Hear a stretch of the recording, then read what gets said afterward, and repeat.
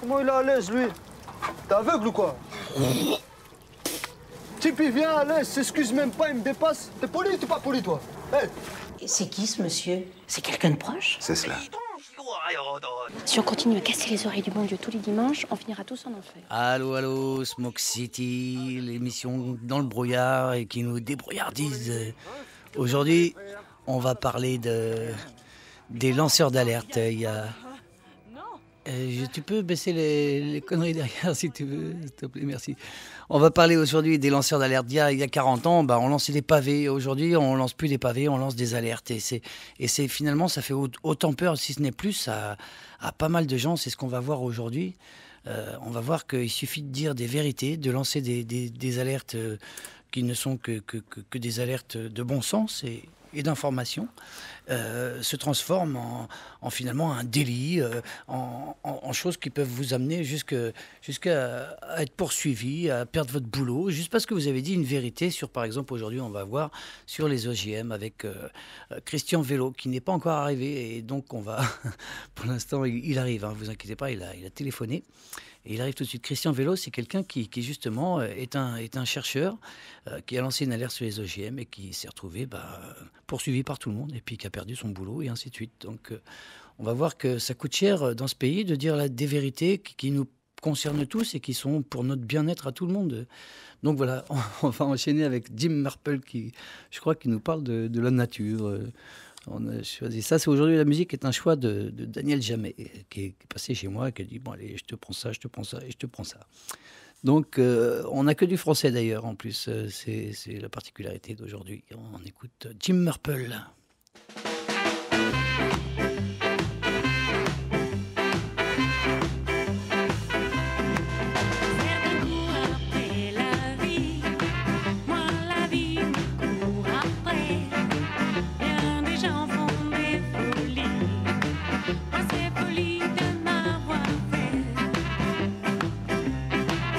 Je ne me fais pas de ville et n'occupe aucun emploi.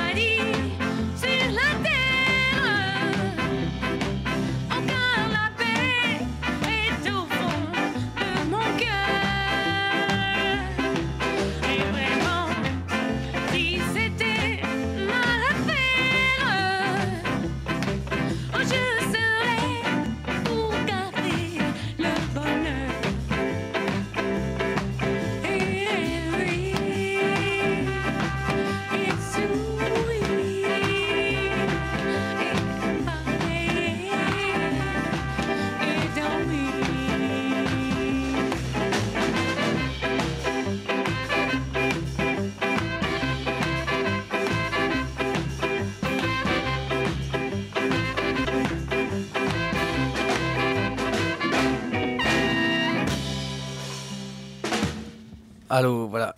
Donc notre invité est arrivé, Christian Vélo. Bonjour. Donc bonjour, on vous a présenté pendant que vous n'étiez pas là quand même.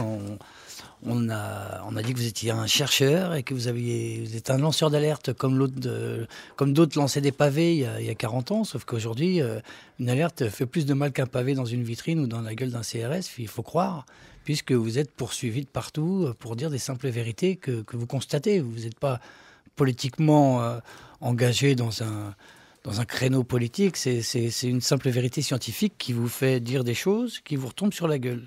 C'est-à-dire qu'aujourd'hui, une vérité scientifique peut être un gros pavé comme une grosse contestation qu'était un pavé 68 arts, quoi. C'est pour l'introduction que je fais un peu cette analogie. Donc, c'est le 40e anniversaire. Voilà, c'est ça. Donc profitons-en pour dire que vous êtes finalement le nouveau casseur, quoi. Oui, je suis malheureusement pas le seul. Ouais, sans le vouloir. Surtout, vous lancez des pavés sans le vouloir, en fait. C'est-à-dire que... Vous faites très mal sans vous rendre compte. C'est-à-dire que si, je sais très bien... Enfin, je ne suis pas dupe, je sais très bien pourquoi ça fait mal. Mais voilà, moi, je suis un scientifique et aussi un citoyen. En tout cas, je me définis comme tel. Pour moi, les deux sont intimement liés. Et je considère qu'il est du rôle du scientifique et du citoyen d'avertir le plus grand nombre sur, notamment... Enfin, en tout cas, déjà, d'apporter les outils à chaque citoyen pour lui permettre de participer à des grands débats citoyens, justement, sur des sujets aussi fondamentaux que, pour prendre le domaine de la science, bien sûr, les OGM, les nanotechnologies, le clonage thérapeutique, le clonage humain, les cellules souches embryonnaires, j'en passe et bien d'autres. Autant de sujets qui nous sont toujours présentés comme de simples avancées technologiques, mais qui sont en fait de véritables choix de société. Et donc, moi, j'ai toujours eu à cœur, parallèlement à mon activité de recherche et d'enseignement, à faire de l'information scientifique citoyenne pour justement que les citoyens ne soient pas exclus d'un débat qui les concerne. D'accord, vous n'êtes pas juste un chercheur qui tout d'un coup a dit une vérité qu'il a rencontrée. Vous êtes quand même un militant, donc d'une certaine Je ne sais parole, pas, on peut appeler ça militant si on veut. En tout cas, moi je l'assume complètement. J'avais récemment un portrait dans Le Monde où l'auteur disait chercheur militant ou militant chercheur. Moi je l'assume complètement. Le fait est que dans notre milieu, lorsque l'on est critique vis-à-vis de la science, on est qualifié d'être partisan, voire militant. Mais inversement, lorsqu'on est positif vis-à-vis de ces mêmes technologies, on est considéré comme étant dans l'appréciation scientifique. C'est-à-dire qu'on ne vous laisse pas le choix en fait, d'être militant aujourd'hui si vous voulez avoir une certaine indépendance en vérité face aux industries qui maintenant dirigent la recherche avec les nouvelles lois sur le financement de la... En fait, on est dans un système où la critique n'est pas permise et surtout lorsque justement n'est pas rentable. On s'aperçoit finalement que dans le monde de la recherche, c'est assez mal vu. Alors, il y a beaucoup de gens qui se gargarisent avec la science et les citoyens, mais qui, en réalité, la science a tendance aujourd'hui à considérer le citoyen uniquement quand il s'agit de l'inciter à mettre la main au portefeuille pour remplir les caisses du Téléthon, en gros. Mais lorsqu'il s'agit vraiment d'inclure le citoyen dans le débat scientifique et de lui donner...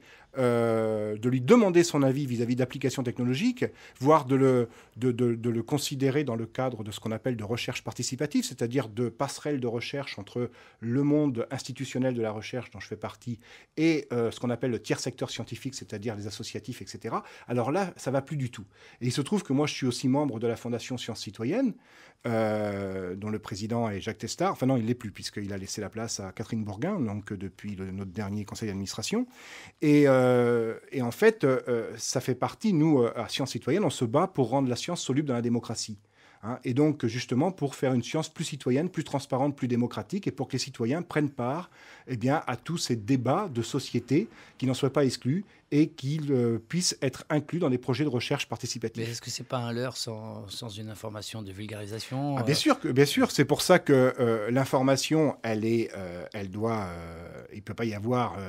on ne peut pas demander aux citoyens de donner un avis sur un sujet s'ils n'ont pas une information, et une information objective, c'est-à-dire contradictoire.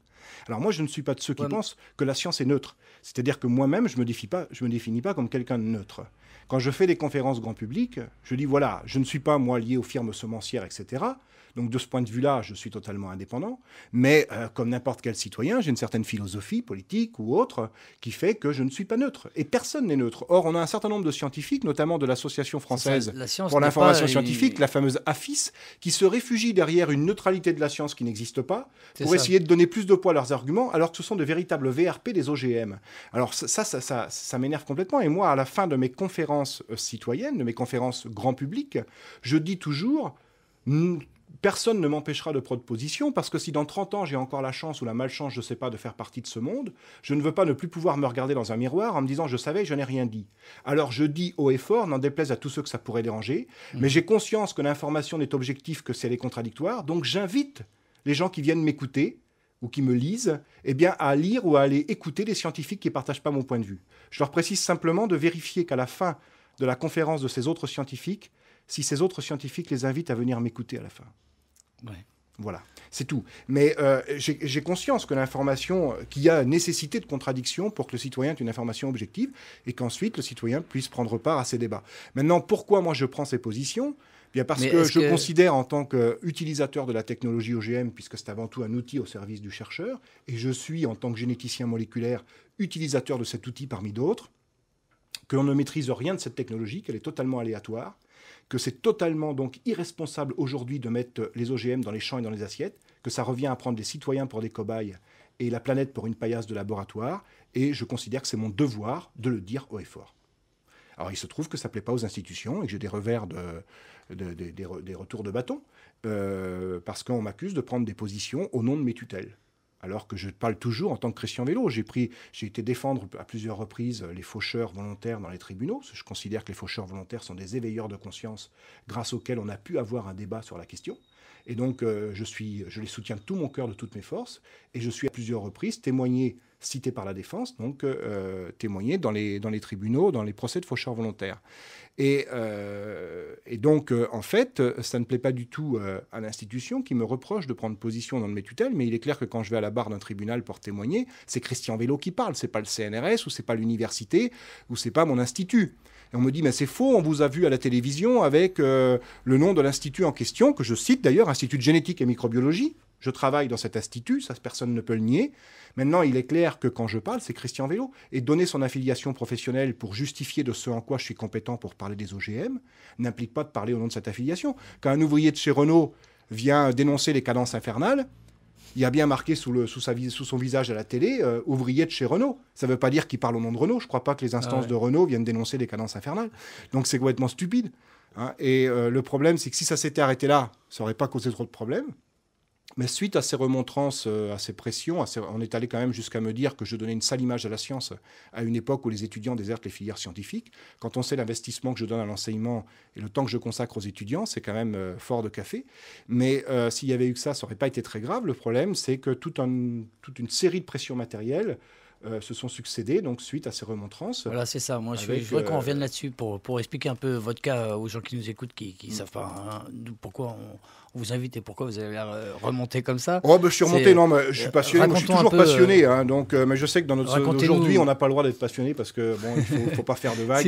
Non, mais justement, racontez-nous l'histoire, quoi, en gros, de là où vous êtes intervenu, où vous avez pris la parole, et ce qui vous est arrivé ensuite, quoi. Donc, ce qui s'est passé, c'est que j'ai eu, donc, je le disais, toute une série de pressions matérielles où on m'a, donc, en fait, il y a un reliquat de crédit de fonctionnement de recherche qui me permettait de fonctionner en 2008 et en 2009 qui s'est envolé. Oui, mais pourquoi ? Dites-nous pourquoi.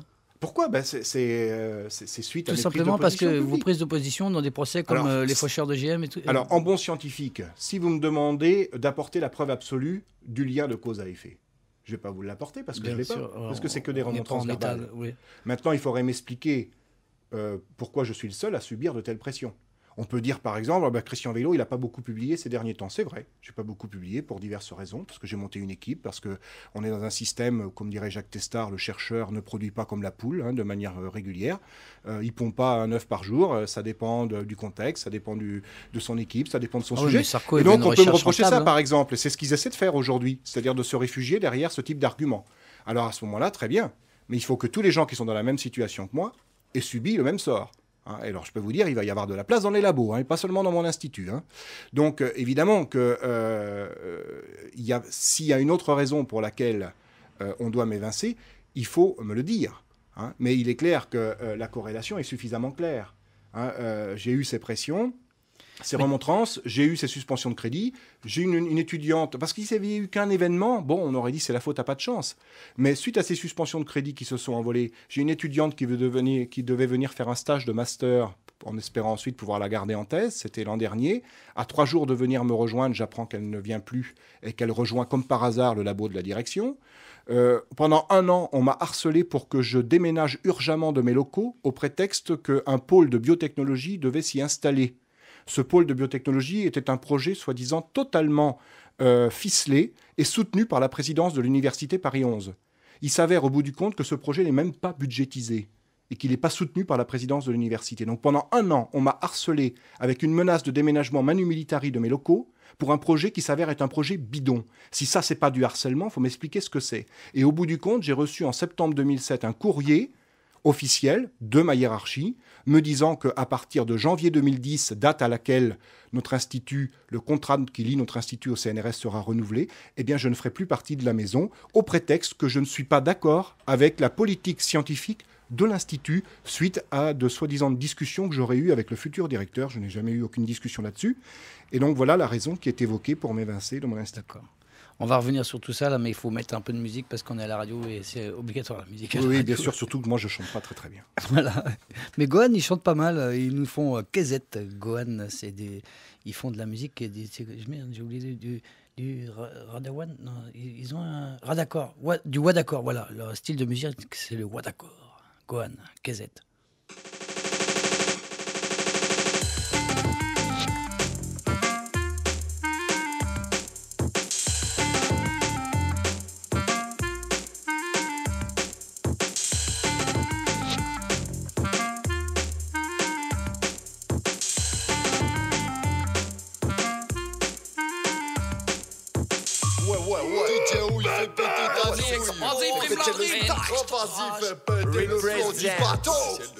La politique française est une grande illusion. J'achèterai pas vos juges et j'irai pas en prison. J'achèterai pas vos subterfuges pour régner en division. Vas-y, fais ta vie, fais pas gaffe. Mais c'est toi qu'on use, non, c'est de toi qu'on abuse. La race vient remplir ton taf et tout à coup tu accuses le coup. Bah ouais, qu'est-ce que tu crois? En soumis, c'est ce que tu vois. Ce que je prenais qu'un combat ne veut être que la merde et le son de ma voix. Plus de patience pour les pollueurs, les menteurs n'ont plus leur chance. Plus d'armoire dans nos moteurs, de l'eau, des odeurs à outrance. Plus de prison qui vous jette dans une autre, plus structure polylicette et clowns en bleu sont dépassés. Plus de voyages en Chine, au Liban, pas plus chez Saddam et Bush-mort, ni même chez la DNC 40 tyrans. Non, vraiment merci. Plus d'arguments à la con.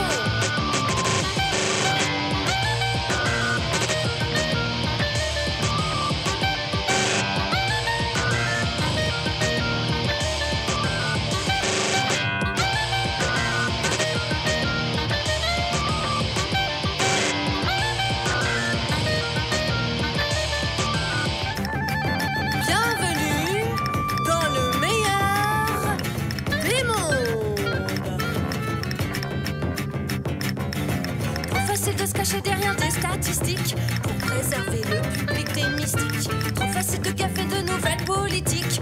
Les résultats donnent la même réplique. Les faits sont là, les trains passent et les vaches les regardent. Les corps se cassent, exhibent leur carapace. Les vies se débarrassent d'un tout mais rien ne passe. On dirait même que les choses s'aggravent. On a vendu nos âmes au diable. Les vaches les regardent, les vaches les regardent, les trains passent. Les vaches les regardent, les vaches les regardent, les trains passent. Les vaches les regardent, les vaches les regardent, les trains passent. Les vaches les regardent, les vaches les regardent. Les jeunes, ils appellent ça de la musique.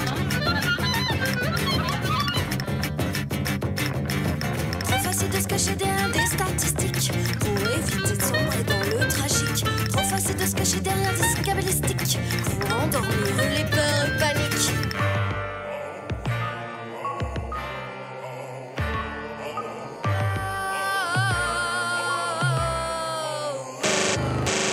Les faits sont là, les trains passent et les vaches les regardent.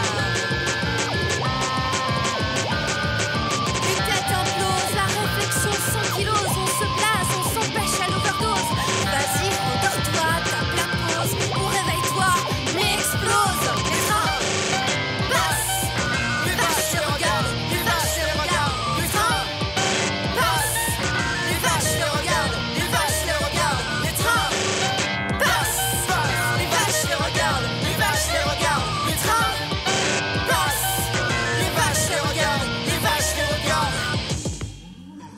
train passe, les vaches les regardent.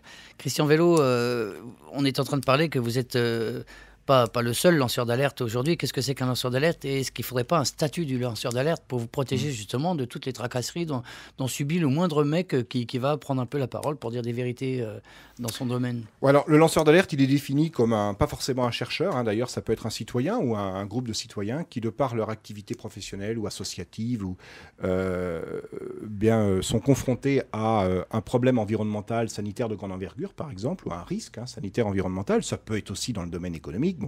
Et qui décide d'en avertir le plus grand nombre. Et en prenant cette décision d'en avertir le plus grand nombre, il s'expose à des pressions. Dans le privé, ça peut aller jusqu'au licenciement. Dans le public, comme c'est mon cas, jusqu'à la mise au placard.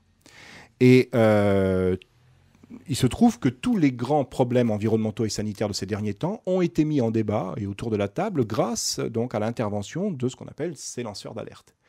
Et ça leur a coûté très cher. Donc il est important de protéger le lanceur d'alerte, non seulement pour lui-même, parce que si on peut éviter un licenciement ou une mise en placard, c'est bien, mais ça va beaucoup plus loin. C'est de protéger le lanceur d'alerte pour permettre que l'alerte existe et pour permettre qu'on informe les citoyens. Alors ensuite, il faut qu'il y ait un traitement de l'alerte, c'est-à-dire qu'il ne faut pas laisser non plus la porte ouverte à tout et n'importe quoi. Donc il faut qu'il y ait un traitement de l'alerte, vérifier la véracité, le sérieux de cette alerte, etc. Aux États-Unis et en Angleterre, il y a un système de protection des lanceurs d'alerte sans le volet de traitement de l'alerte. Mais déjà, on a la protection des personnes. En France, on n'a absolument pas de protection juridique des lanceurs d'alerte. Or, ça a été acté dans le Grenelle de l'environnement. Il y avait dans le Grenelle de l'environnement un groupe qui s'appelait le groupe 5, le groupe gouvernance écologique, où il était question justement de l'expertise. Et il a été acté à l'issue du Grenelle de l'environnement la nécessité donc d'avoir une haute autorité de l'expertise et de l'alerte. Notre autorité d'expertise indépendante. Donc, nous, ce que l'on demande aujourd'hui avec Fondation Sciences Citoyennes, et il y a eu le 27 mars dernier un colloque au Sénat à l'initiative de Fondation Sciences Citoyennes et de Marie-Christine Blandin, donc sénatrice verte du Nord, donc, qui est très concernée également qui s'est beaucoup penchée sur ces questions-là, et où justement, on demande, il y avait un certain nombre de juristes du CNRS qui sont intervenus, etc., et on demande donc une véritable protection de lanceurs d'alerte. D'ailleurs, Corinne Lepage, qui a été mandatée par Jean-Louis Borloo pour travailler sur ce sujet, a fait un rapport avec des propositions extrêmement concrètes pour justement donc, permettre une véritable expertise indépendante, parce qu'on ne peut pas en même temps prôner la nécessité d'une expertise et puis bafouer la liberté d'expression du chercheur. Or, des exemples, vous disiez, je ne suis pas le seul, évidemment, je ne suis pas le seul, malheureusement. Si j'étais le seul, ce ne serait pas grave. Il y a beaucoup d'exemples. Je peux prendre dans le domaine de la recherche, vous avez reçu, je crois, vous m'avez dit il n'y a pas longtemps, Étienne Sandrier, qui lui est un associatif qui dénonce donc les effets des ondes des antennes relais, et qui a gagné 3 procès déjà, ou au moins 2 en tout cas, contre les opérateurs. Il y a dans le domaine des OGM, pour reprendre cet exemple-là, pour ceux qui ont vu le documentaire Le Monde selon Monsanto de Marie-Monique Robin, pour ceux qui ne l'ont pas vu, je vous invite à le faire dès que vous pouvez, c'est quelque chose à ne pas rater. Sur Internet, on peut le oui, bien sûr. très facilement. J'ai un collègue du CNRS, Robert Bellet, qui intervient dans ce film, qui travaille donc à Roscoff, et que le modèle d'étude, le modèle biologique qu'ils étudient, c'est les œufs d'oursin. Et il a étudié l'effet du Roundup, cet herbicide qui tue toutes les plantes, là, qu'on appelle un herbicide général, qui est fabriqué par la société américaine Monsanto. Il a étudié les effets de Roundup sur le cycle cellulaire, en prenant comme matériel d'étude l'oursin, non pas que l'oursin soit plus exposé au Roundup que d'autres cellules vivantes, mais simplement que c'est leur matériel d'étude. Et il a mis en évidence des effets importants donc, qui affectent le cycle cellulaire, avec des conséquences prévisibles plusieurs années plus tard en termes de cancer. Et donc, il a cru bon, puisque le moindre jardinier du dimanche a une bouteille de Roundup sur son étagère au fond du jardin, d'alerter le plus grand nombre. Il a cru bien faire en allant voir ses tutelles, c'est-à-dire le CNRS. Il faut alerter, etc. Et le CNRS lui a répondu, c'est dans le film, je n'invente rien, lui a répondu, non, on ne va pas le faire parce que ça va faire une mauvaise publicité aux OGM, puisque plus de 60% des OGM cultivés à la surface de la planète sont des plantes qui ont été génétiquement modifiées pour tolérer le Roundup, non pas pour le produire, mais pour le tolérer, donc pour pouvoir l'absorber sans mourir. Ah, d'accord. Il y a des plantes qui produisent un insecticide, qu'on appelle les plantes BT, parce que le gène qu'on a mis dedans provient d'une bactérie du sol dont les initiales sont BT. Mais là, ce sont des plantes qu'on a génétiquement modifiées pour leur permettre de devenir insensibles au Roundup et donc de pouvoir l'absorber et donc l'accumuler sans mourir. Donc on a dit non, on ne va pas alerter sur le Roundup parce que ça va faire une mauvaise publicité aux OGM. C'est quand même incroyable. Et c'est là que je dis que le statut de lanceur d'alerte, c'est bien, on en a besoin, mais c'est quand même un symptôme d'un dysfonctionnement de notre démocratie.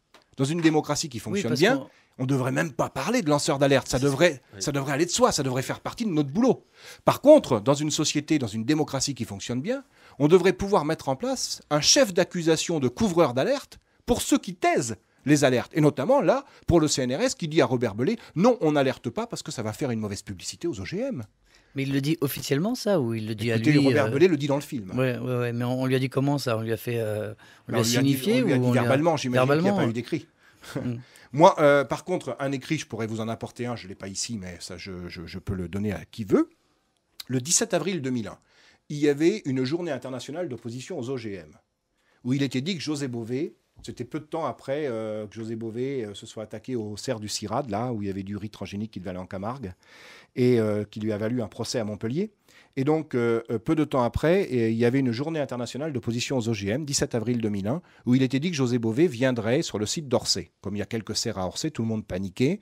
En fait, José Bové est venu participer à une ceinture humaine autour du Génopole d'Evry. Mais le CNRS donc, nous a envoyé quelques semaines avant un courrier que j'ai précieusement gardé à tous les chercheurs et enseignants-chercheurs travaillant dans un laboratoire rattaché au CNRS, et leur disant ceci, voilà, à l'occasion de cette journée du 17 avril 2001, vous risquez en tant que chercheur ou enseignant-chercheur en biologie d'être interviewé par des journalistes. Voici les questions que les journalistes du Midi Libre ont posées à des scientifiques à l'occasion du procès de José Bové à Montpellier. Ce sont des questions type. Voici les réponses que nous vous proposons. Et mieux que ça, il est dit dans le courrier, l'idéal est encore que vous ne répondiez pas aux journalistes et que vous les dirigiez vers une personne dont le nom est cité, je ne me souviens plus, mais c'est dans le courrier, qui elle-même les redirigera vers 2 personnes du service communication que nous avons spécialement sélectionnées pour répondre aux journalistes sur cette question. À l'époque, j'avais même fait un article sous un pseudo qui était intitulé Gourou, un métier d'avenir au CNRS. Ça veut dire quoi? Ça veut dire que le CNRS, il est affilié aux industriels. Ça veut dire quoi? Alors, je ne sais pas s'il y a des liens directs, en tout cas des liens indirects. Qu'est-ce qui oblige le CNRS à agir comme ça? C'est une bonne question. J'aimerais bien le savoir. Je pense qu'il y a... il est clair qu'aujourd'hui, il y a une telle défaillance de l'État. Ce n'est pas seulement aujourd'hui, ça s'est accentué avec le gouvernement Sarkozy et le gouvernement Raffarin-Villepin. Mais c'est vrai depuis 25 ans, avec les gouvernements successifs, on a une politique de gribouille en matière de recherche avec une déresponsabilisation de l'État et une tendance à faire de la recherche de plus en plus lucrative avec un retour sur investissement rapide. Sarkozy a fait voter, c'est de pire en pire. Mais ça a commencé depuis 25 ans, cette histoire-là. Et donc, ce qui veut dire qu'on a eu des déresponsabilisations progressives de l'État. Et donc, le seul moyen pour les laboratoires de fonctionner, c'est d'avoir des contrats, qui peuvent être des contrats avec le privé. Et il faut bien voir que nous, par exemple, dans l'institut où on est, lorsque on a payé avec l'argent que nous donne l'État, le CNRS ou l'université, on a payé les charges incompressibles, les factures d'eau, le téléphone, etc., il nous reste 1 000 € par an par chercheur. Autrement dit, que dalle. Et donc, pour pouvoir travailler, il n'y a pas d'autre moyen que d'avoir des contrats. Et un certain nombre de gens travaillent avec des contrats avec des boîtes, etc., des sociétés. Ça, je pense, c'est une première explication. Mais il y a une autre explication qui est extrêmement importante. Parallèlement au lobby financier, on va dire, au lobby industriel, il y a le lobby que j'appelle scientiste, je ne suis pas le seul à l'appeler comme ça, qui consiste à penser que la science est synonyme de progrès, que tout ce qui sort d'un laboratoire est forcément bon pour l'humanité parce que c'est le produit d'une activité de recherche, et que la science va tout résoudre. Oui, mais quand et on voit que des rats, ils ont des atteintes aux intestins, là, enfin je ne suis pas scientifique, mais je me souviens de ça, on a reçu quelqu'un ici qui nous a expliqué ça, qu'au bout de 6 mois qu'un rat il bouffe que des OGM, il a des mutations au sein de son intestin, de ses cellules de l'intestin. Comment ça se fait qu'on croit toujours à ce que vous venez de dire? Comment ça se fait que la science a toujours raison quand on voit bien qu'il y a des sciences qui n'ont pas raison sur certains cas. La science a raison. La science, c'est un film, donc comment elle peut avoir raison en général? Vous avez tout à fait raison sur le fait que, d'abord, la controverse scientifique, comme dans n'importe quel domaine, c'est bon, la controverse. Et elle n'est pas réservée aux OGM. Simplement, au bout d'un moment, quand on a controverse scientifique, on doit pouvoir trancher si on prend le temps de l'évaluation. C'est-à-dire si on prend le temps de refaire les expériences jusqu'à temps qu'il n'y ait plus aucune ambiguïté, que ce soit dans le sens de la toxicité ou dans le sens de l'innocuité. Pour prendre votre exemple concret, avec des rats qui ont été nourris, alors c'est pas 6 mois, c'est 3 mois, parce que tous les tests officiels n'ont jamais dépassé 3 mois. Il y a eu quelques tests faits à 6 mois par des universitaires indépendants, d'ailleurs ça leur a coûté suffisamment cher, en termes de retour de bâton également. C'est le cas de Manuela Malatesta en Italie, qui a fait des tests à 6 mois avec du soja OGM sur des souris. Et quand elle a commencé à parler, à montrer les résultats avec des effets au niveau des souris, le gouvernement Berlusconi de l'époque lui a supprimé ses crédits. Bon, parenthèse fermée. À chaque fois qu'on a eu des tests, je termine là-dessus, à chaque fois qu'on a eu des tests à 3 mois, faits dans des contextes de demande d'évaluation officielle, ils ont été faits par des laboratoires, il faut le savoir, choisi par la firme semencière pour des raisons de secret industriel. Donc il a fallu se bagarrer sur le plan juridique administratif pour avoir accès aux données brutes. On a eu quelques exemples grâce à des actions administratives ou juridiques où on a pu avoir accès aux données brutes. Ça a été le cas du maïs Monsanto 863, qui est un maïs qui permet de lutter contre un insecte ravageur du maïs, qui a été évalué par l'Allemagne, parce que quand Monsanto introduit un OGM en Europe, il choisit son pays d'évaluation, là c'était l'Allemagne, et l'Allemagne a demandé des tests à 3 mois sur des rats. Ça a été fait par un laboratoire choisi par Monsanto. Greenpeace a mené une action en Allemagne auprès de la Cour de justice allemande pour avoir accès aux données brutes. La Cour de justice a donné raison à Greenpeace, on a donc eu accès aux données brutes. Qu'est-ce qu'elle montre? Elle montre des effets sur le foie et sur les reins. Ça, c'est un dénominateur commun. Tous les tests auxquels on a pu avoir accès, on voit des effets sur le foie et sur les reins. Comme par hasard, ce sont les 2 organes de détoxification. Alors, Monsanto les a vus, ces effets sur le foie et sur les reins. Il ne les a pas niés. Mais ce qui est dit dans les conclusions du laboratoire de Monsanto, c'est que ces tests sont statistiquement significatifs, mais biologiquement non significatifs. Et pourquoi disent-ils ça? Conclusion qui a été reprise par l'Agence européenne de sécurité alimentaire. Tout simplement parce qu'ils n'ont pas les mêmes effets chez les mâles et chez les femelles. Effectivement, on a les femelles qui ont le taux de triglycérides qui augmente, pas les mâles. Je parle des rats qui ont été nourris avec des OGM par rapport aux rats qui n'ont pas été nourris. On a les femelles qui ont une augmentation de la taille du foie. On passe notre temps à pinailler, quoi. Les mâles ont une diminution de la taille des reins, pas les femelles. Les femelles ont tendance à grossir, les mâles ont tendance à maigrir, donc on dit globalement c'est bon. Vous voyez, comme si vous preniez un homme, vous lui mettez la tête dans un four à micro-ondes, les pieds dans un bloc de glace, puis vous dites, il n'y a pas de problème, la température sur le nombril. Ça va s'équilibrer au milieu. C'est pas sérieux. N'importe quel toxicologue qui voit des effets liés au sexe, entre des garçons, des filles, des mâles, des femelles, des hommes, des femmes, la première chose qu'il soupçonne, suite à un traitement ou à une nourriture, un régime particulier, c'est les voies hormonales sexuelles. Il n'y a eu aucun dosage hormonal sexuel. Donc on est dans une situation, en fait, où on n'a pas d'un côté, face aux scientifiques qui disent, les OGM, il n'y a pas de problème, dormez tranquille, on s'occupe de tout. On n'a pas des scientifiques de l'autre côté qui disent les OGM, c'est mortel, c'est dangereux, etc. On en est sûr. Non, on a des scientifiques dont je fais partie qui disent, au regard des études préliminaires auxquelles nous avons pu avoir accès, nous avons des données suffisamment inquiétantes pour exiger que ces tests soient refaits par des laboratoires indépendants. Or, il se trouve qu'on a tout un lot de scientifiques qui sont dans les comités d'évaluation, comme à l'EFSA, à l'AFSA également, l'Agence française de sécurité alimentaire. L'EFSA, c'est la version européenne. À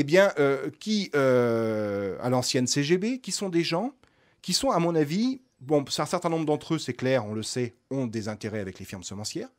Mais la grande majorité, je pense, sont dans ce lobby scientiste qui consiste à penser qu'il n'y a pas de problème. Ils en sont tellement convaincus à l'avance que finalement, ils regardent les résultats, les données dont on vient de parler, avec un biais.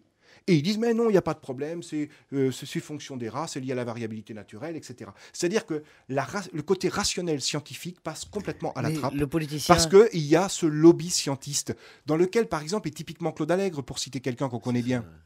Je ne pense pas que Claude Allègre, je ne le connais pas suffisamment, mais ait des liens financiers avec les firmes. Je pense qu'avec une entreprise quelconque, il en a peut-être, mais pas sur le domaine des OGM, je ne crois pas en tout cas. Par contre, il est totalement dans ce lobby scientiste qui consiste à penser que la science va tout résoudre. Et outre le fait qu'il s'y connaît autant en OGM que Thierry Hollande dans ce classique, parce qu'il n'a jamais vu un OGM de sa vie, il pourquoi dit, ces gens-là, vous n'écoutez pas vous aussi tout autant? Parce que vous êtes quand même un scientifique, vous n'êtes pas de la merde.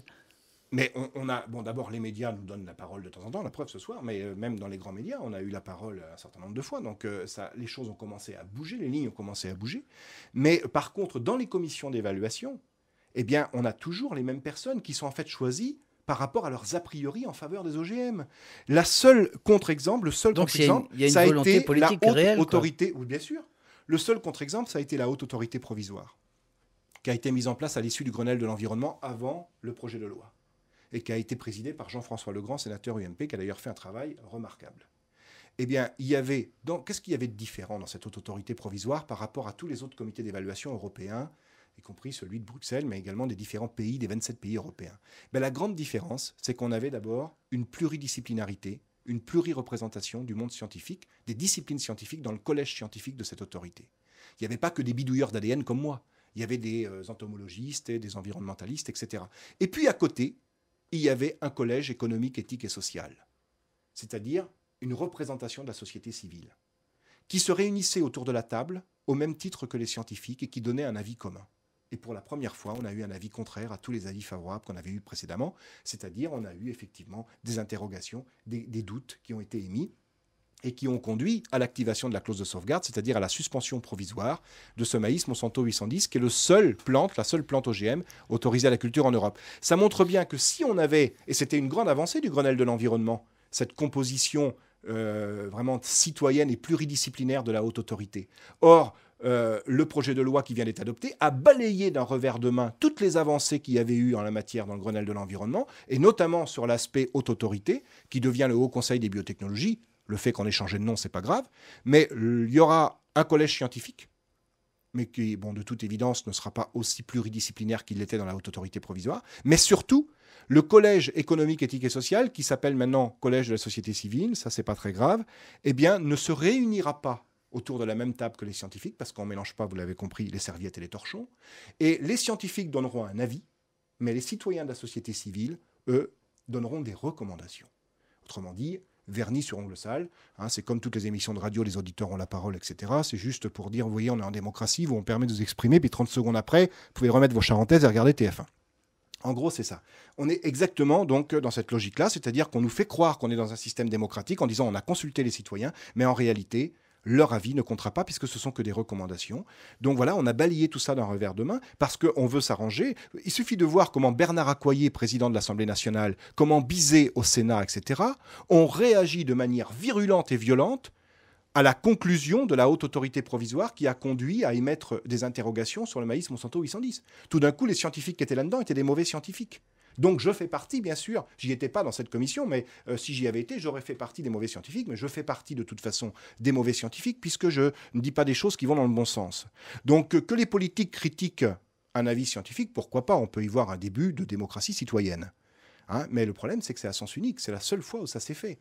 Et quelqu'un qui était dans la commission comme Pierre-Henri Gouillon, chercheur quand même de haute volée, de renommée internationale, grand spécialiste de la dissémination du pollen, ça devenait tout d'un coup un chercheur de seconde classe. Mais je veux dire, c'est pas sérieux. Quels sont les intérêts qui pourraient justement dynamiser tout ce parti pris en faveur des OGM? Pourquoi tous les politiciens finalement ne veulent pas remettre ça en question, ni les scientifiques, ni personne? Est-ce que nous, Européens, on a tant à gagner à cultiver de l'OGM? Est-ce qu'on en a besoin déjà? Ouais, alors ça c'est une très... Enfin, il n'y a pas de mauvaise question, mais c'est effectivement, vous mettez le doigt sur le problème, c'est l'utilité sociale de l'OGM.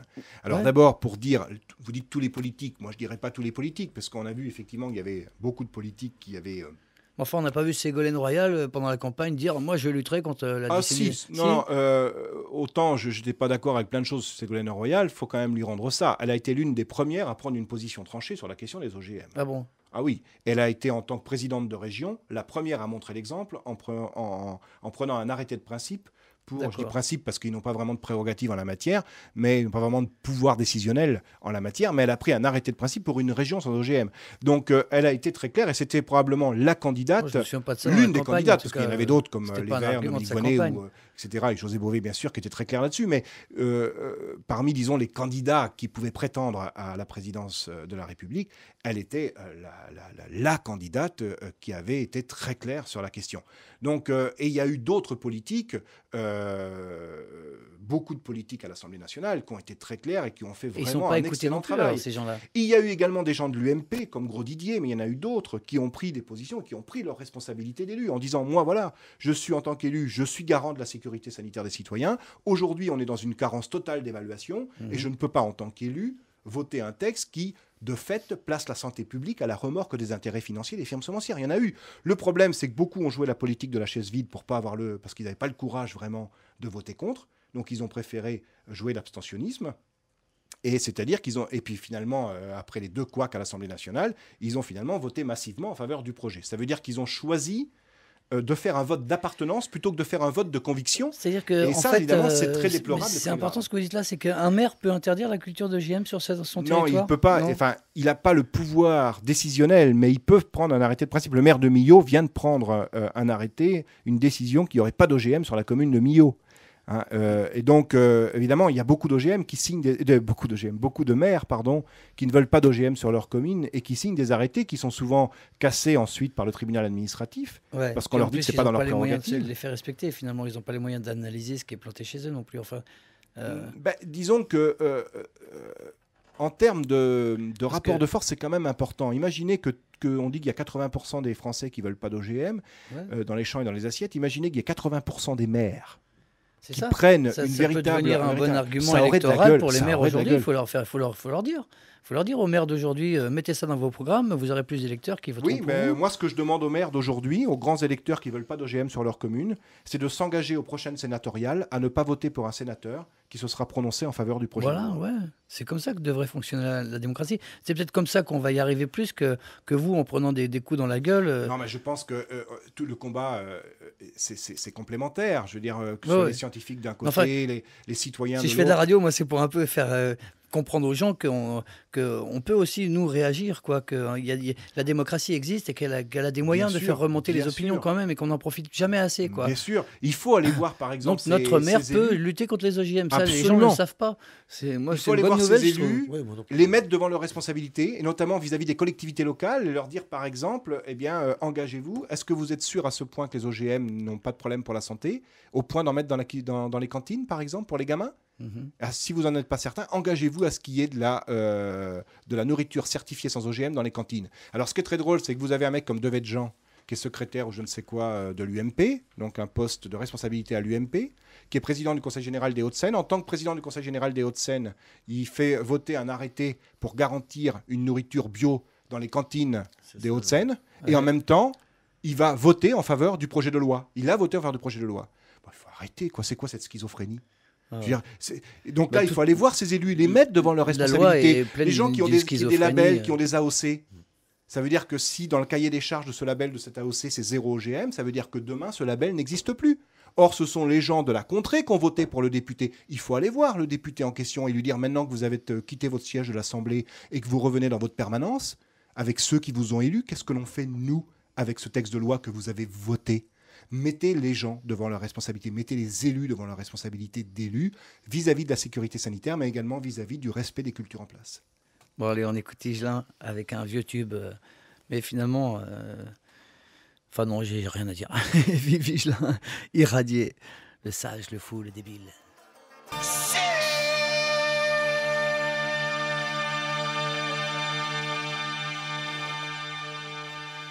Donc, moi, j'aimerais bien qu'on parle un petit peu de la loi là, dans le dernier quart d'heure qui nous reste. Cette loi qui vous venez de nous expliquer là, pendant la musique, que en fait, cette loi elle est surtout destinée à bizarrement, il y a plein de flous qui sont dans les peines qu'encourrait quelqu'un qui va contaminer. C'est-à-dire que cette loi, elle considère que finalement, c'est formidable, c'est forcé que le champ d'à côté va être contaminé. Elle le dit noir sur blanc, en fait. Elle le dit noir sur blanc. Elle reconnaît que la contamination est inévitable. Est inévitable, voilà, c'est ce que je voulais dire. Et donc, finalement, elle aménage comme ça, bizarrement, des espèces de réparation pour le mec qui a été contaminé. Ouais, c'est du vernis sur des ongles sales aussi. Expliquez-nous ça, ce que vous nous expliquez. Eh bien, bon, d'abord, à la sortie du Grenelle de l'environnement, il était dit que il avait été donc conclu que la nécessité de transposer la directive européenne 2018, qui est censée légiférer sur les cultures OGM en plein champ, de telle sorte que tout un chacun puisse consommer et cultiver sans OGM. Ça s'est transformé en la liberté pour chacun de consommer et de cultiver avec ou sans OGM. Ouais. Or, la liberté de chacun s'arrêtant là où commence celle d'autrui, le fait d'autoriser à cultiver avec est antinomique avec le fait de cultiver ou de consommer sans, parce que le pollen ne s'arrête pas à 50 mètres comme le nuage de Tchernobyl à la frontière franco-allemande, parce que les oiseaux transportent des graines et les rongeurs également de manière absolument également incontrôlée, parce qu'il y a des pertes de semences par les tracteurs, les bennes des tracteurs lors des récoltes, parce qu'il y a la contamination du matériel agricole, moissonneuses, batteuses, ensileuses, etc., qu'on ne peut pas décontaminer entre deux cultures, parce qu'il n'y a pas de séparation des filières dans les coopératives, il n'y a pas des silos pour le conventionnel et des silos pour le label et des silos pour l'OGM, parce qu'il y a l'erreur humaine potentielle, etc., etc. Donc la coexistence est une vue de l'esprit. Par conséquent, à partir du moment où on a des labels de qualité, le bio ou différents labels, dans le cahier des charges desquels il est dit 0 OGM, eh bien, le fait d'autoriser les OGM, ce n'est pas compatible avec ce cahier des charges. Et donc le seul moyen de rendre la coexistence compatible, c'est de changer les règles du jeu. C'est-à-dire de faire en sorte qu'on autorise un certain seuil de contamination sans que le produit soit étiqueté OGM. Ouais. Alors aujourd'hui, c'est quoi ce seuil qu'on essaie de faire passer? C'est le seuil de 0,9%. 0,9%, ce n'est pas un seuil de coexistence, c'est un seuil d'information du consommateur, qui n'est d'ailleurs pas un seuil non plus de sanitaire. Il n'y a personne qui a démontré qu'en deçà de 0,9, il n'y avait pas de problème, et puis qu'au-delà, il y en avait. C'est un compromis politique entre les bio qui voulaient du 0 et les semenciers qui voulaient du 2, du 5%. Eh bien, on essaie de transformer ce seuil d'information du consommateur en seuil de coexistence, alors qu'au niveau européen, il n'y a aucune prérogative en termes de coexistence. La directive européenne dit simplement que les pays qui transposent la directive européenne doivent s'assurer, lorsqu'ils la transposent, de faire en sorte d'éviter toute présence fortuite d'OGM dans les cultures qui n'en veulent pas. Présence fortuite, ça veut dire zéro. Le zéro seuil de détection. Or là, on essaie un seuil, c'est qu'on sait que ça sera inévitable. Voilà, donc quelqu'un qui aura 0,8%, eh ben, son produit ne sera pas contaminé. On considérera qu'il n'est pas contaminé. Donc, il n'aura pas le droit de Et nous, on le bouffera sans savoir que quand même, il y a 8% Absolument. de... Alors, s'il a plus de 0,9%, il pourra demander des dédommagements. Mais alors, à condition que la contamination ait eu lieu la même année, que la culture contaminante ait été cultivée la même année que celle qui a été contaminée, d'accord ? Et d'autre part, que cette contamination vienne d'une parcelle limitrophe de celle qui a été contaminée. Pensais, parce qu'il faut donc, restriction d'où elle vient. Voilà, restriction dans l'espace et dans le temps, ce qui est une absurdité, puisque même on peut avoir des repousses d'une année sur l'autre qui font que c'est pas la même année, et puis le pollen peut venir de très très loin, donc c'est pas forcément le voisin immédiat. Et en plus, l'agriculteur, si toutefois on reconnaît sa contamination, donc si elle a lieu la même année et par un agriculteur voisin, eh bien, il ne sera dédommagé que sur la différence de prix entre sa culture contaminée et le prix qu'elle aurait eu si elle n'avait pas été contaminée. Imaginons que quelqu'un qui fait du conventionnel ou du labellisé vende son produit 3 € le kilo, je dis n'importe quoi en termes de prix, et le fait qu'il soit contaminé, il est obligé de le vendre 2 € le kilo. Eh bien, il sera indemnisé de 1 € du kilo. C'est-à-dire que cette indemnisation ne tient pas compte de la perte du label, ne tient pas compte de la rupture du contrat de confiance avec sa clientèle et ne tient pas compte du coût que vont occasionner tous les tests qui devront être faits l'année suivante pour s'assurer que la contamination n'est plus là, les années suivantes. Donc, c'est vraiment une loi qui, en fait, aménage autorise... le futur bordel. C'est très laxiste du point de vue de la culture des OGM, oui, il y a des flous vis-à-vis des semenciers et vis-à-vis artistiques. des agriculteurs qui en cultivent. Et dans les faits, eh bien, elle vise à légaliser la contamination généralisée. Et affaiblir ceux qui voudraient lutter contre. Eh bien sûr, mais bien sûr. Et alors, sans parler, bien sûr, enfin, on y a fait allusion tout à l'heure, du problème des problèmes sanitaires, des problèmes environnementaux avec... Alors évidemment, on nous dit, mais à quoi ça sert d'interdire les cultures en France alors qu'on en importe plein par les ports? Alors s'il y a au moins un truc par les ports français, s'il y a au moins un truc où je suis d'accord avec les pro-OGM, c'est bien ça. C'est qu'effectivement, empêcher les cultures, c'est bien parce que du moins on s'affranchit de certains risques environnementaux liés à la culture, mais ça ne suffit pas. Parce qu'on importe effectivement des OGM qui nous viennent notamment du soja, des tourteaux de soja qui nous viennent du Brésil et des États-Unis, qui sont du soja au Roundup, c'est-à-dire du soja qui a été génétiquement modifié pour ne plus mourir en présence de Roundup. Donc il est arrosé à tout va par des hélicoptères ou par hydravion sur des énormes surfaces. Et bien sûr, donc, ces plantes accumulent le Roundup. Donc la question est de savoir que devient ce Roundup accumulé dans la plante sous forme de tourteaux de soja qui nous arrive dans nos porcs et qui va être donné à nos cochons, à nos vaches ou aux poules. Et qu'est-ce que devient donc ce Roundup dans le lait des vaches, dans les œufs des volailles, dans la viande, etc. Or, il n'y a aucune traçabilité là-dessus, parce que la traçabilité ne concerne pas les produits animaliers, au prétexte que la probabilité de trouver dans le lait d'une vache le gène modifié de la plante avec laquelle on a nourri la vache est quasiment nulle, certes. Mais par contre, ce qu'on peut retrouver de manière non négligeable, c'est le pesticide, le Roundup en l'occurrence, qui s'est accumulé dans le lait, par exemple. Et ça, eh bien, c'est pas tracé. Donc, c'est une fumisterie monstrueuse. Et donc, je dis qu'il faut non seulement empêcher les cultures, mais il faut aller au-delà. Il faut empêcher les importations. Mais quand on voit toute la mobilisation contre vous et ainsi de suite, on peut dire que Monsanto, là, et c'est un des plus gros acteurs politiques du monde entier, quoi. C'est en train de devenir un pouvoir monumental. C'est un pouvoir monumental, mais ceci dit... le but de Monsanto, c'était qu'en 2000 en Europe, il y ait 50% d'OGM. Nous sommes en 2008, il y a moins de 1%. Donc vous voyez qu'il n'a pas gagné.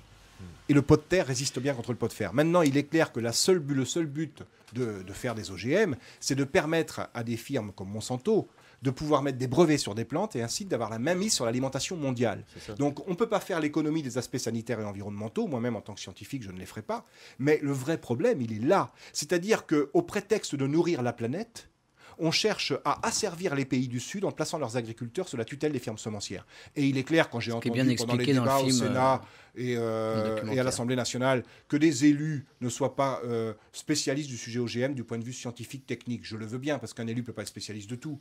Mais qu'un élu, comme l'affineur et bien d'autres qui étaient porteurs du projet de loi, nous sortent des énormités du style on va pouvoir nourrir, résoudre le problème de la faim dans le monde, il faut arrêter de nous faire croire, ou alors soit le politique, il a vraiment de la baie sur les carreaux, le politique qui dit ça, soit il nous roule dans la farine. Parce que, franchement, nous faire croire que le problème de la faim dans le monde est un problème scientifique ou technologique, il faudrait nous expliquer pourquoi aujourd'hui, alors qu'on produit de quoi nourrir 12 millions de personnes, et on en a 6 millions sur la planète, pourquoi il y a 12 milliards alors qu'on a 6 milliards de personnes sur la planète, pourquoi on a 800 millions de personnes qui souffrent de malnutrition? Et pourquoi 80% de ces 800 millions sont des paysans? C'est paradoxal, non? Ça devrait être les derniers à mourir de faim. C'est bien que le problème, il n'est pas scientifique ou technologique, mais il est politique. Tant que l'OMC obligera le riziculteur de Casamance à vendre son riz au kilo le même prix que le riz au kilo du riziculteur du Mississippi qui, dans les mêmes temps, en produit 500 tonnes, on obligera de fait le riziculteur casamançais à être rémunéré en termes de travail 100 à 1000 fois moins.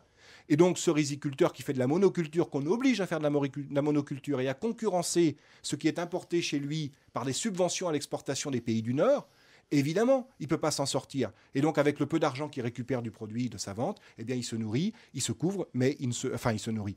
Il se couvre, il se soigne, mais il ne se nourrit pas justement, et donc il rejoint les bidonvilles. Donc il est clair que le problème de la faim dans le monde, c'est tout le contraire. Les OGM, ça intensifie la culture intensive, ça augmente le monopole des firmes semencières, et donc ça fait tout le contraire de ce qu'il faudrait pour résoudre la faim dans le monde, c'est-à-dire permettre une autonomie alimentaire. Oui, mais ça, on va rappeler. Enfin, il faut rappeler aux gens que c'est vraiment bien expliqué dans le film Le Monde selon Monsanto, où on voit ce qui se passe en Inde, où des paysans, des régions entières sont ruinés de la faute de Monsanto. Là, malheureusement, on arrive à la fin de cette émission. La semaine prochaine, on va avoir Marie-Claude Bonneville de l'association Souriez, vous êtes filmé, ça va être encore nous foutre le cafard, ça, à tous les coups. Comme à chaque fois, moi, à la fin de Smoke City, j'ai toujours le cafard quand je pense qu'on est un peu... On se demande, il y a plein de films sur les paranos, tu sais, qui sont parano avec des histoires de complot et ainsi de suite. Mais là, moi, au bout d'un an d'émissions de décortiquage de ce genre de choses, je commence vraiment à me demander s'il faut pas... oui, il y a de quoi être vraiment parano quand on voit tous ces pouvoirs. On se demande pourquoi on veut absolument nous niquer. Pourquoi on veut niquer le paysan de l'Inde. Pourquoi se faire encore plus de pognon, toujours les mêmes à se faire plus de pognon. Pourquoi faire Si c'était de la parano, ça irait. C'est pas de la parano. C'est plus de la parano, sur des faits. On a beau se dire oui, je suis parano, mais non, tous les jours dans cette émission, on nous prouve que non. Non, on n'est pas parano. Non, on nous en veut quelque part. On nous en veut pour $1, pour €1. Pour nous contrôler nos estomacs, nos cerveaux. Et... Voilà, absolument. Et donc, je voudrais, si vous me le permettez, avant la fin de l'émission, juste préciser que en ce qui concerne, puisqu'on a parlé des lanceurs d'alerte tout à l'heure, en ce qui concerne mon cas particulier et plus généralement la cause des lanceurs d'alerte, une manifestation nationale à Paris va être organisée à la mi-juin. Malheureusement, j'espérais venir avec la date et le lieu.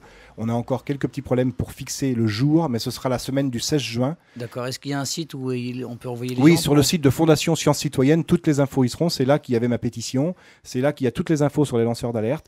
Et je rappelle d'ailleurs que la Fondation Sciences Citoyennes, c'est une association qui se bat donc pour démocratiser la science, mais qui n'est pas réservée aux scientifiques et que tout citoyen peut adhérer à cette association pour venir renforcer donc la place des citoyens pour renforcer donc, la conception que l'on a de la science dans la société. Très bien. Bon. Moi, je pense que c'est de toute façon, peut-être on se reverra, j'espère bien, moi, pour rediscuter encore. Avec parce plaisir. Que en 1 heure, c'est un peu court quand même. Hein. Donc aujourd'hui, j'ai oublié ton nom il y avait Enzo, excuse-moi Enzo. Il y avait Enzo aux manettes, Héloïse a préparé cette émission, et puis on était avec Christian Vélo. J'espère que tu vas retrouver ton boulot, votre boulot, pardon. Je ne suis pas viré parce que je suis fonctionnaire, donc je garde mon statut d'enseignant universitaire. D'ailleurs, mes qualités d'enseignant sont visiblement reconnues, donc le doyen n'a pas envie que je m'en aille, m'a-t-il dit. C'est assez paradoxal. Oui, les étudiants signent une pétition également indépendante de la pétition nationale pour me soutenir. Mais par contre, si je ne fais plus de recherche, je suis mis au placard, puisqu'un enseignant-chercheur qui ne fait plus de recherche n'est plus évalué, puisque nous sommes évalués que sur la recherche. Bon, allez, on finit avec Strychnine, là, 2 secondes de Strychnine, parce que c'était mes vieux potes à moi, puis ça allait bien avec le sujet de l'émission. Allez, ciao tout le monde, à la semaine prochaine.